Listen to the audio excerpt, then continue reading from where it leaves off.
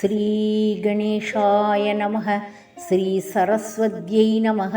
ஸ்ரீ குருப்யோ நமக. இன்று ஸ்ரீ தத்தாத்திரேயரின் சுயசரிதம் 18வது நாள் பாராயணம் தொடர்ச்சி.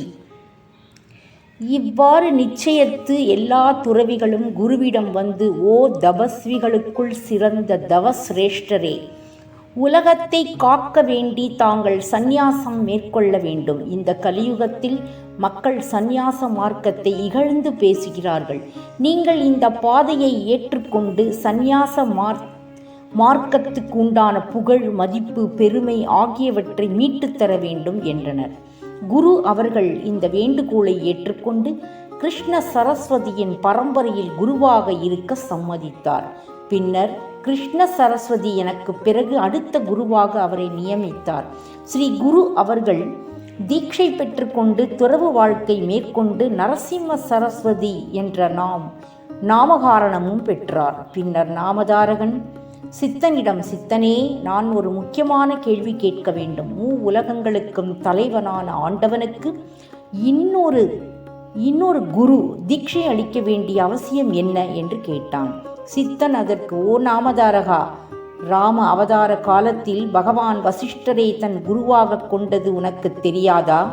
கிருஷ்ணனாக அவதரித்த காலத்தில் சஞ்சீவனரை தன் குருவாக கொண்டார். பகவான் மானிடனாக அவதரிக்கும் காலத்தில் அவர் மற்ற மானிடர்களைப் போலவே நடந்து கொள்கிறார் என்றான். அதன் பின் நாமதாரகன், ஆச்சாரியனே, நமது குரு ஏன் முதிய துறவியான கிருஷ்ண சரஸ்வதியை தன் குருவாக தேர்ந்தெடுத்தார்?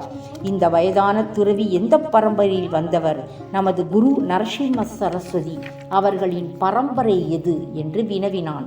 சித்தன் குரு அவர்கள் ஏற்றுக்கொண்ட குருமடத்தில் பரம்பரையை விரிவாக எடுத்து கூறினான். இந்த மகத்தான குரு பரம்பரை முதலில் சிவபெருமானால் தோற்றுவிக்கப்பட்டது. பின் மகாவிஷ்ணு அடுத்த குருவாக இருந்தார். பின்னர் பிரம்மா குரு ஆனார்.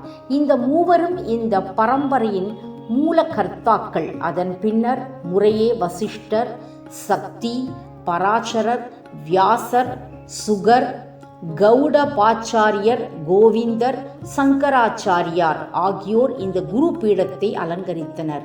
அதற்கு அடுத்த குரு விஸ்வரூபாச்சாரியார்.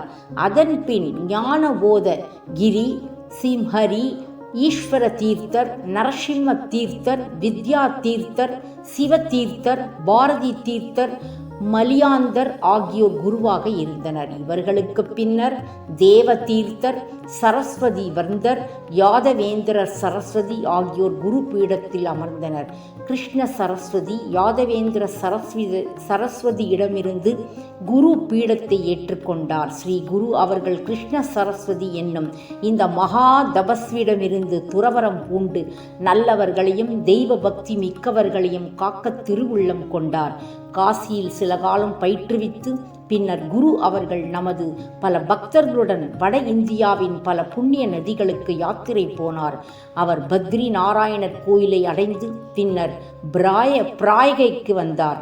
அங்கு மாதவன் என்னும் சிஷ்யன் அவரை சந்தித்தான். ஸ்ரீ குரு அவனது பக்தியிலும் உண்மையான துறவரத்திலும் மகிழ்ச்சி அடைந்தார். ஸ்ரீ குரு அவனுக்கு பிரம்ம ஞானத்தை உபதேசித்து சந்நியாச ஆசிரமம் அளித்து அவருக்கு மாதவ சரஸ்வதி என்னும் நாமம் அளித்தார். இதுபோலவே குரு அவர்கள் தனது பயணத்தில் பல துறவிகளை சந்தித்து சந்நியாச ஆசிரமத்தில் பலரை ஈடுபடுத்தினார். ஓ நாமதாரகா, குரு அவர்களின் பல்வேறு அருட்செயல்களை விவரிக்க என்னிடம் வார்த்தைகளே இல்லை. தயவு செய்து அந்த சரித்திரத்தை கேள். இதனால் உன்னுடைய விருப்பங்கள் யாவும் நிறைவேறும். சரித்திரத்தின் இந்த பகுதியை கேட்ட நாமதாரகன், சித்தனே, சம்சாரம் என்னும் கடலை கடக்க உதவும் படகிற்கு படகோட்டியாக நீ எனக்கு அமைந்திருக்கிறாய். உன்னுடைய வார்த்தைகளால் நான் மிக அமைதி பெற்றதுடன் குரு சரித்திரம் கேட்க வேண்டும் என்ற தாகமுடையவனானேன். ஸ்ரீ குரு அவர்கள் மாதவ சரஸ்வதிக்கு துறவரம் அளித்த பின் நடந்த வரலாற்றை கூற வேண்டும் என்றாள். சித்தன் வரலாற்றைத் தொடர்ந்து கூறலானான். மாதவ சரஸ்வதியை பீடத்துக்கு நியமித்த பின்னர் குரு அவர்கள் பிராயகியில் சில காலம் தங்கியிருந்தார். பல துறவிகள் வேதங்களையும் சாஸ்திரங்களையும் அவரிடம் கற்றனர். ஸ்ரீ குரு தன் சீடர்களுக்கு வாழ்க்கை தத்துவம் பற்றி உபதேசித்தார்.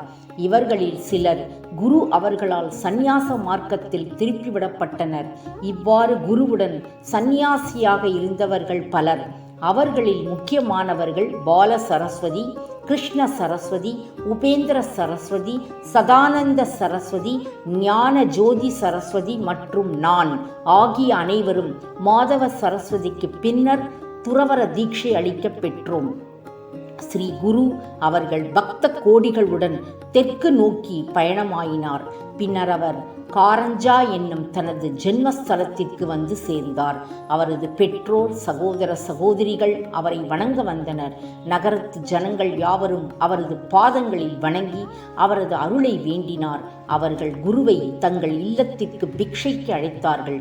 அவர்கள் அனைவரும் குருவை கடவுளின் அவதாரம் என்று திடமாக நம்பினார்கள்.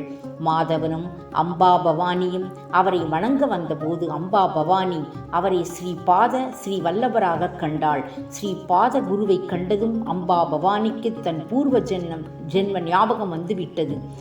தான் முந்தைய பிறவியில் மூளை வளர்ச்சி இல்லாத குழந்தைக்கு தாயாக இருந்ததை தன் கணவனுக்கு எடுத்துரைத்தாள். அவள் ஸ்ரீ குரு ஸ்ரீ பாதர் அருள் புரிந்ததையும் பிரதோஷ பூஜை செய்யுமாறும் பணிததையும் கூறினாள். பின் பெற்றோர்கள் இருவரும் குருவடிகளில் பணிந்து தங்கள் பாவங்களையெல்லாம் விலக்கி தங்களுக்கு மோட்சம் அருளும்படி வேண்டினர்.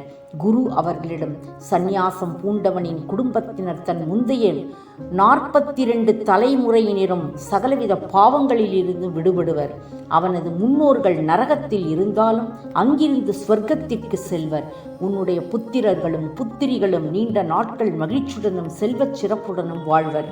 உங்கள் வாழ்வின் கடைசி நாட்களில் நீங்கள் காசிக்கு சென்று அங்கு மோட்சம் பெறுவீர்கள் என்று அருளினார்.